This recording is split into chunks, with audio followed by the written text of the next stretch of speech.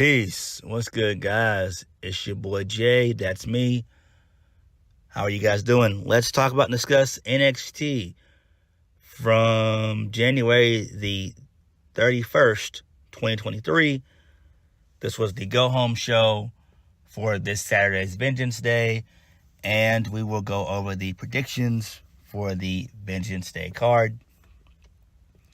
This show overall was okay at best. It was like a work rate heavy type show. Wasn't really much going on in terms of story. Nothing too major happened. There was no major angles to close the show, anything like that. But, I think this show did an okay job of putting over the matches for this Saturday. All right, so let's go ahead and get into it. First match of the night, I was actually shocked that we actually got it.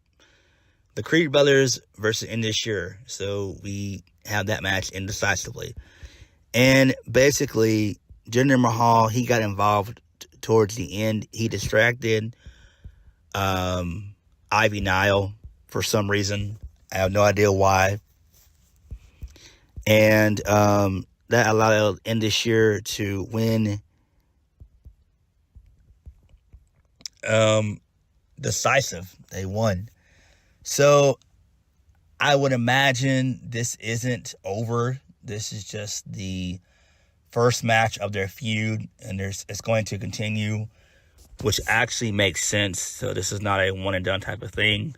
And like Booker T on commentary said that, this has been the biggest challenge and obstacle that the Creeds have faced. And he's not right about that. He's not wrong about that. He's correct about that in every which way. So,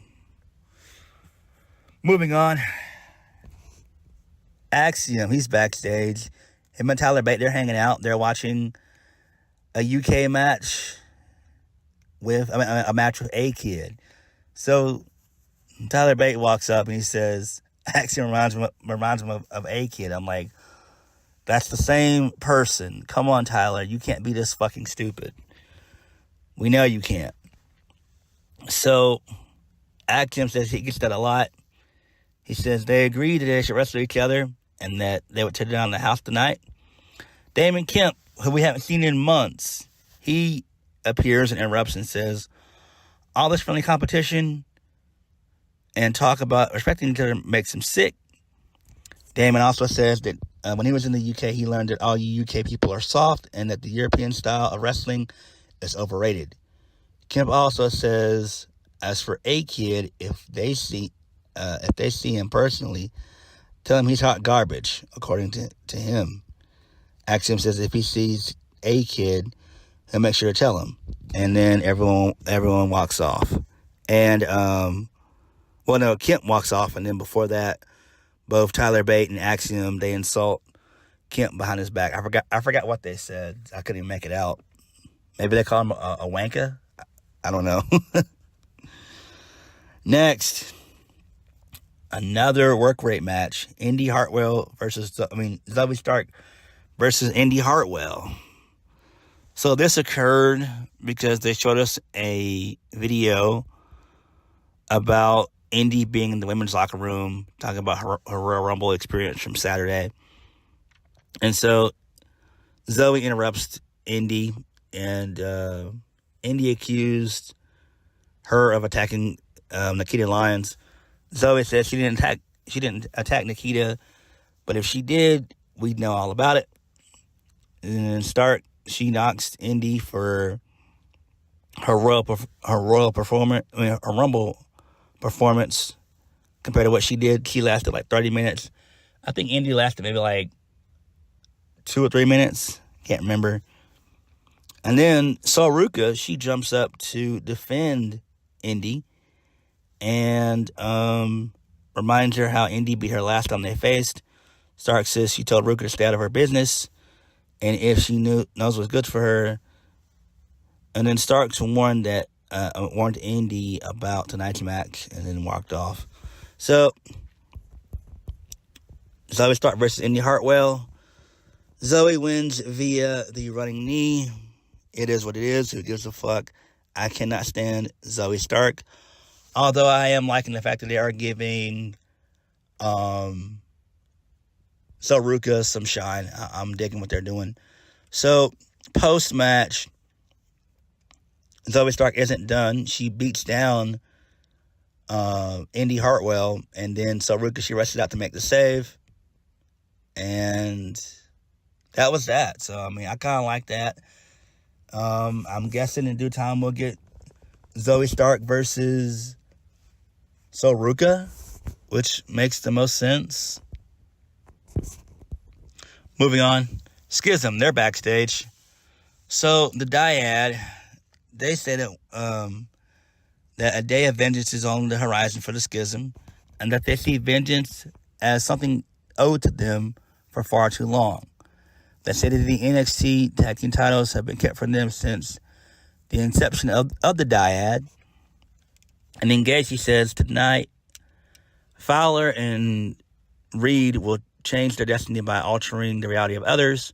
Ava Raine says that they already know who Edris Enofe and Malik Bate are, but everyone at Chase University worships a false idol in Andre Chase. She also says they're not a family. Chase is abusive, devious, and delusional. She says school spirit will not help them tonight because Chase will fail. There's no unit stronger than the Schism. And then Jacy says his famous slogan that he's been saying for months. There are 4 roots, 1 tree. And then they put on their yellow mask and then they dip out. So I like this. Really decent little promo.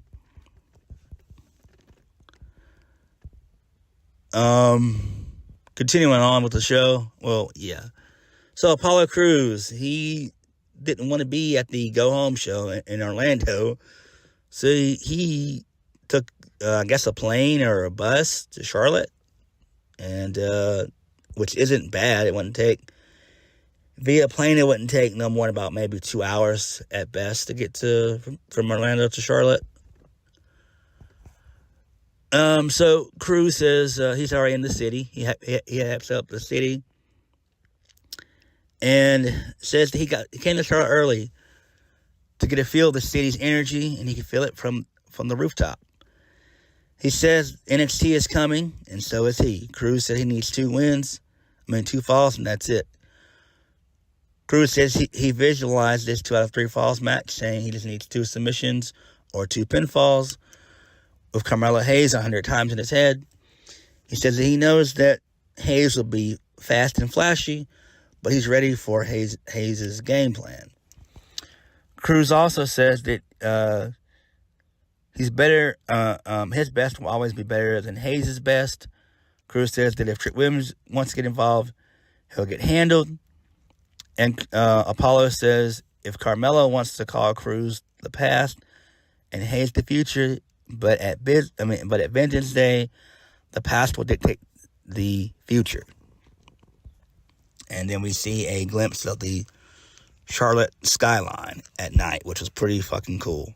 So I like this. This is a pretty convincing promo, although we know it's not going to happen. And then they also mentioned on commentary that this probably will have championship implications, which actually does make the most sense. Moving on. So Wesley, he's out next. So he hits the ring. He talked about Vengeance Day and how he's going to be in one of his toughest fights of his life against Dyad. So Wesley is sure that he has an ass whooping coming for him on Saturday. Wesley says, just like he did with Carmelo Hayes and Tony D'Angelo, the Cardiac Kid will rise as our champion. So Dyad interruption comes out. Dyad says he wants Wesley to soak this all in, enjoy these moments because these are his final days as champion. Dyad says Lee gave a real motivating speech, but the reality is that won't make him a damn bit of difference. Dyad says Wesley had every opportunity to hand over the title to him, but he was too stupid to take it.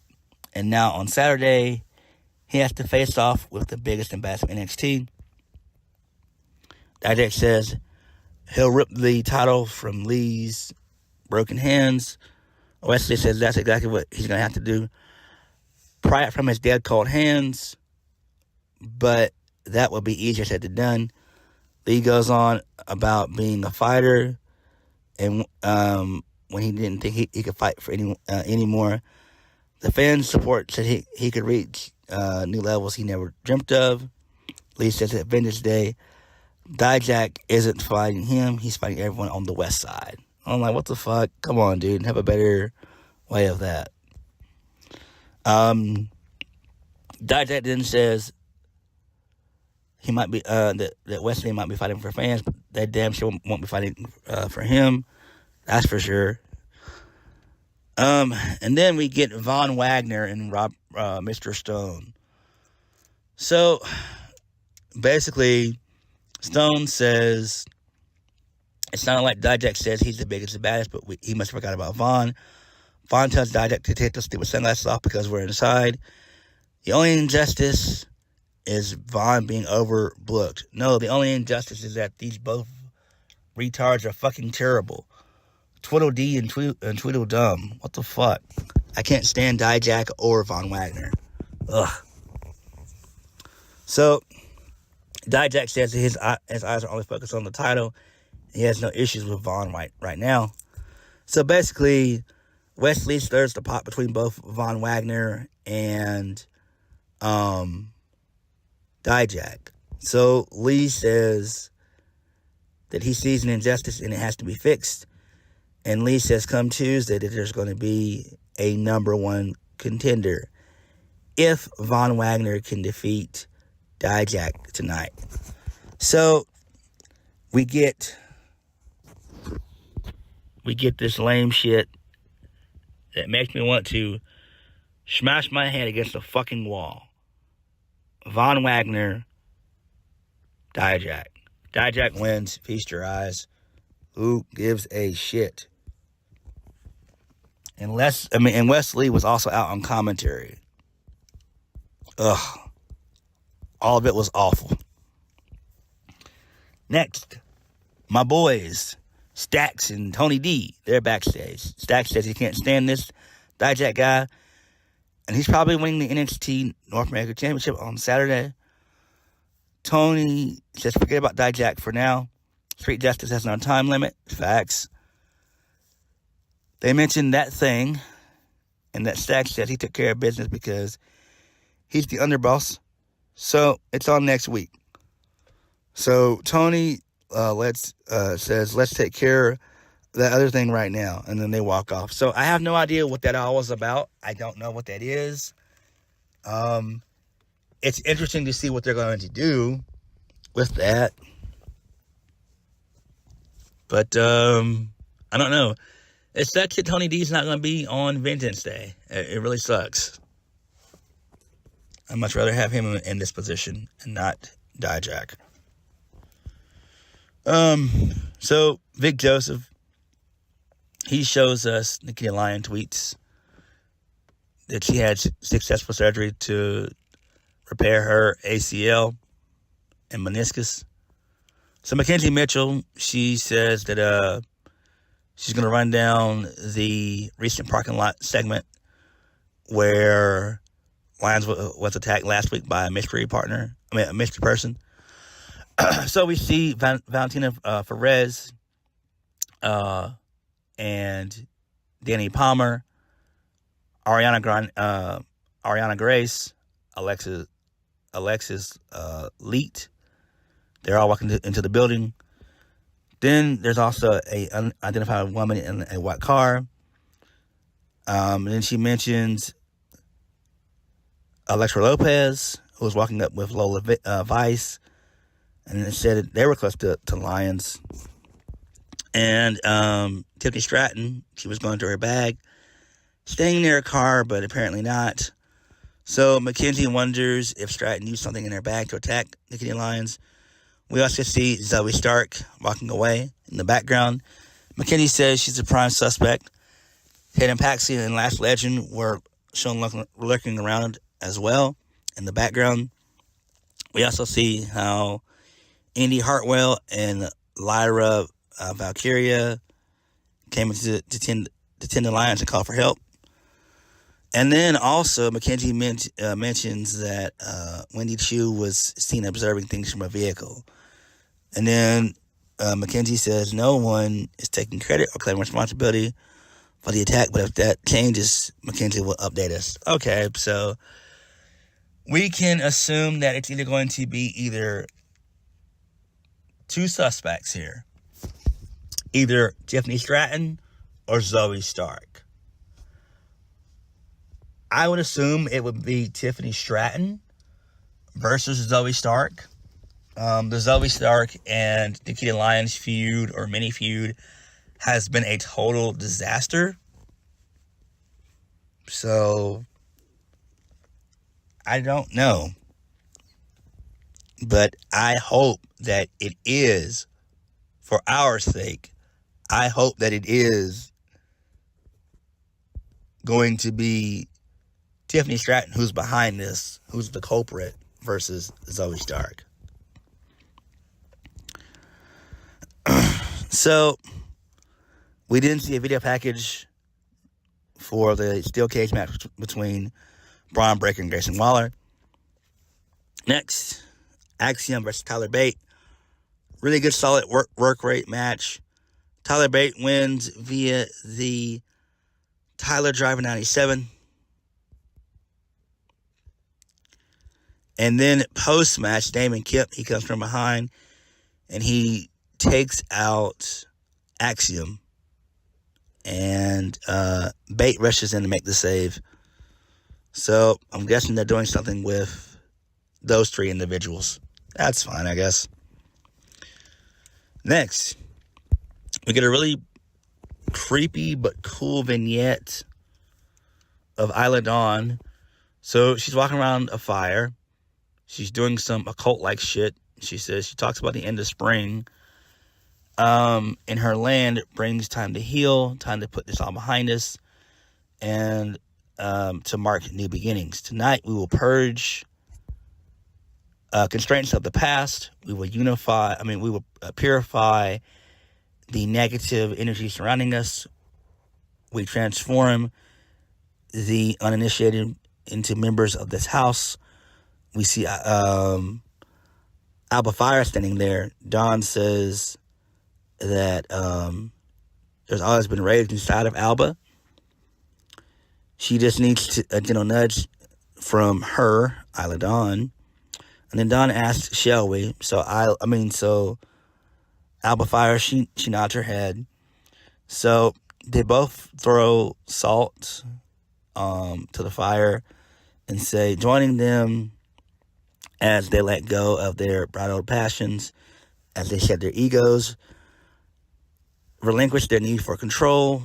And so we also see flashes of recent happenings between Dawn and Fire over the flames of the fire. Dawn says these emotions no longer serve them. Alba says the same thing.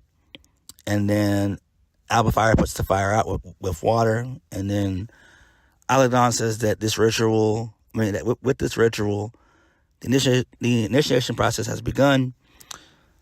Isla then does her creepy laugh and walks off, and her and Alba Fire, they walk off smirking. So I like this. This is interesting. I'm glad that they are going to be a tag team, and it does actually kind of make sense. And maybe they might be the ones to dethrone KC Squared. I don't know. I doubt if they'll continue their feud. But this does give Isla Dawn something to do both Isla Dawn and Alba Fire something to do for a while, instead of just feuding with each other. Moving on, so we see Roxanne Perez and Toxic Attraction getting ready for their split screen interview. Carmella Hayes, he's out next. Him and Trick Williams, they're backstage with Mackenzie Mitchell. So Mackenzie asked if they saw Apollo Crews' visions from earlier tonight. Mackenzie says Trick seems shook, and Trick says he's shook like a booty meat on Friday night. Well, that was funny. Trick says, Trick really isn't scared. He talks about Cruz being Visions being like Miss Cleo. So Carmella talks down Trick and Mackenzie talks, and he wants to talk about the 2 out of 3 falls match. Hayes goes on about how Cruz can't touch the level he's on. He says that Apollo will never be him until he beats Hayes at Vengeance Day. So yeah, there's that. On to the interview, the split screen. So the 3 of them are split from the screen. So Roxanne Perez, she's giddy about the Rumble. She talks about how it was a great and incredible experience. She's so grateful. Perez, she mocked Toxic Attraction for her Rumble performance. Then I'll say that she'll be losing the title at Vengeance Day. So Jayne says it's over for the Little Miss Perfect soon. Perez tries to bring up the tension in their friendship. They both say that she has the same chance of retaining on Saturday that she had winning the Royal Rumble. 0. Jacy Jayne says that Roxanne peaked at 21 and that sucks for her, but it's all coming to an end this weekend. Gigi says Roxanne made one mistake, that she messed with Toxic Attraction. So Jacy says whether Roxanne likes it or not, it's going to be a 2-on-1 this Saturday, which we all knew. Gigi says the 15 minutes of fame for Roxanne are going to be over this weekend. Then they continue to taunt her, and then Roxanne unplugs her mics and walks away. So Vic, he intervenes and says that wasn't nice. They hurt Roxanne's feelings, and they made her leave. Vic talks about who will win. If it's not going to be Perez, they both insist it's going to be them to be champion. Jacy says that she and Dolin will take the rightful place as champion on Saturday and show the world who they are. Gigi says to this day, it's been a long time coming, and they'll take their spot at the top of the division. And then, unfortunately, Gigi slips up and says that she's going to become champion. And so, Jacy and the fans, they notice this, and so Jacy's a little bit pissed off. And then out of nowhere, Roxanne Perez comes in and attacks them both and takes them both out. I'm like, damn. And she showed some fire in that. So I did like that. I did.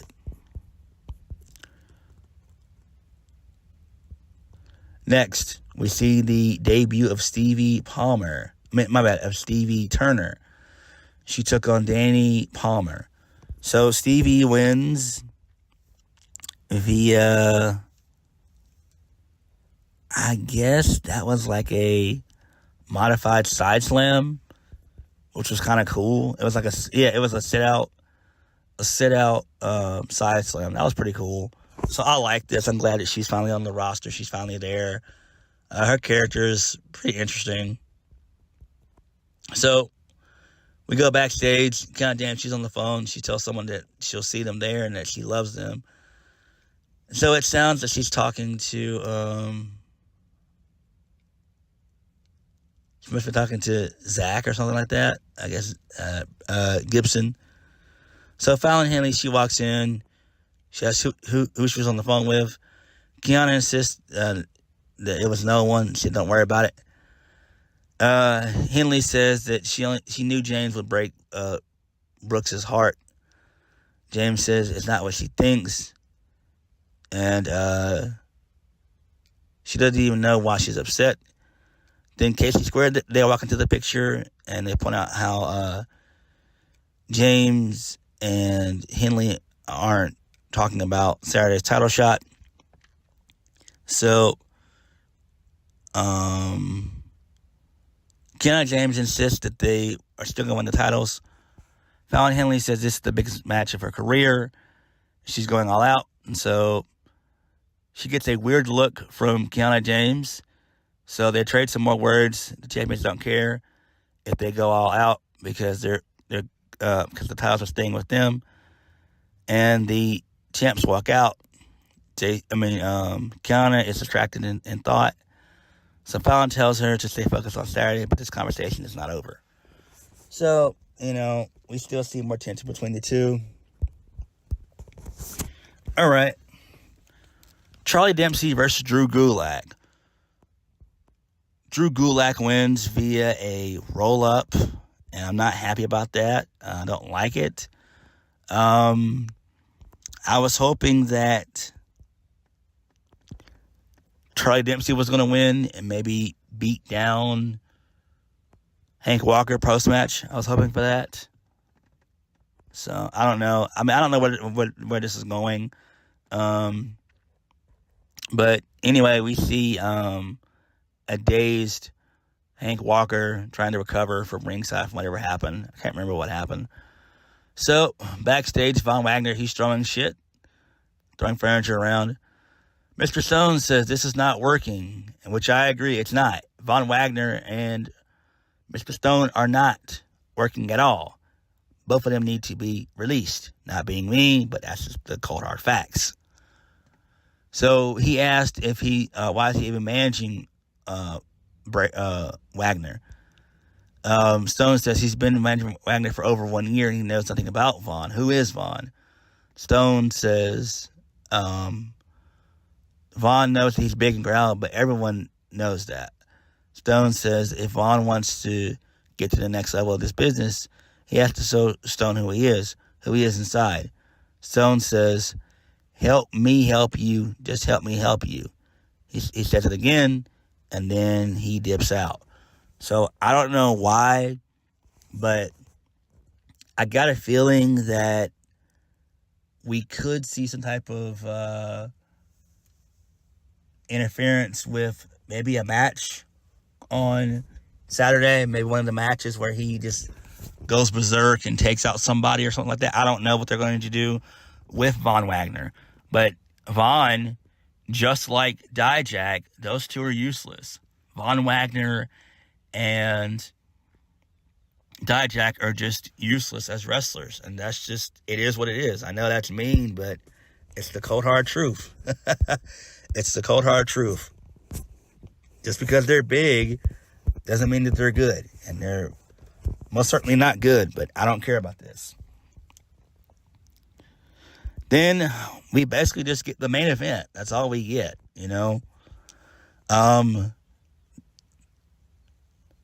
So, the triple threat match, the Dyad, Chase University, and Edris Enofe and Malik Blade.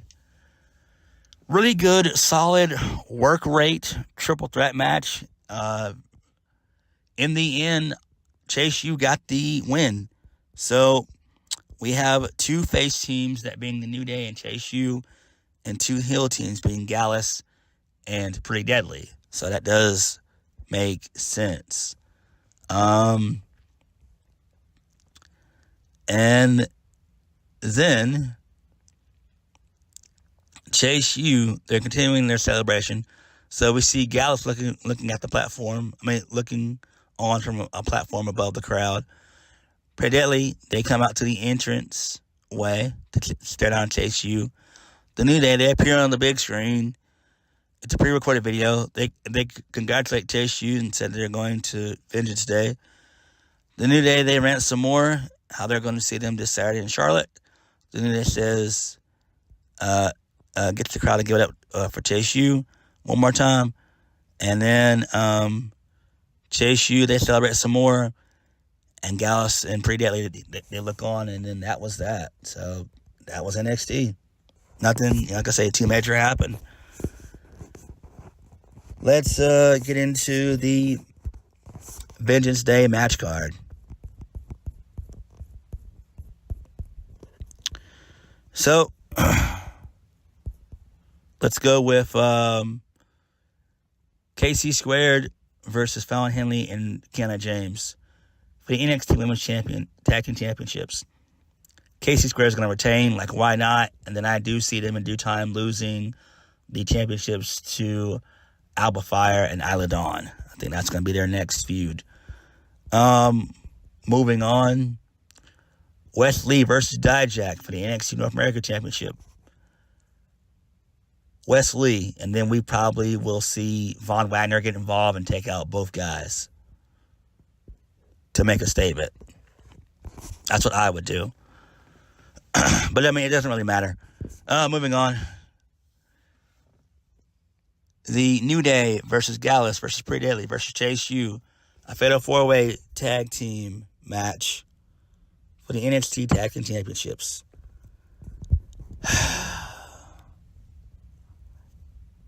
New Day probably will retain, but I want and I hope that Gallus wins. I just feel that it should have always just been New Day and Gallus. I really, really do. I really do. It sucks that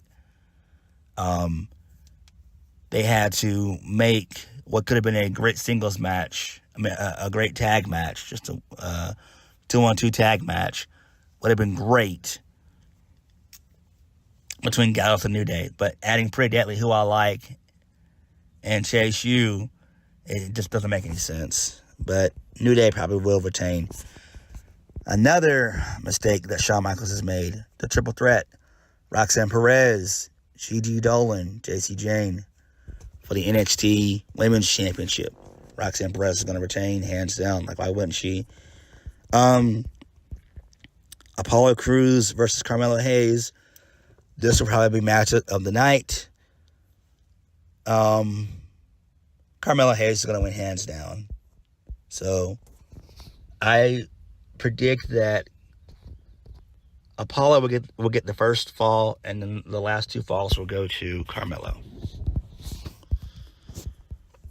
And then we have the main event. Grayson Waller versus Braun Breaker in a steel cage for the NXT Championship. Braun is going to retain. And then I possibly see for the post-show, I mean, not the post-show, but the Fallout show that Tuesday, we probably will get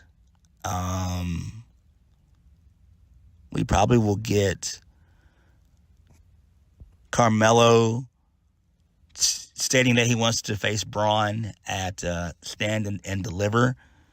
So that's probably what we're going to get. I hope. But those are my picks to win. It seems like it's going to be a very predictable card. Like I said, my picks, Roxanne Perez, she's going to retain. Wes Lee will retain. Braun will retain. New Day will retain.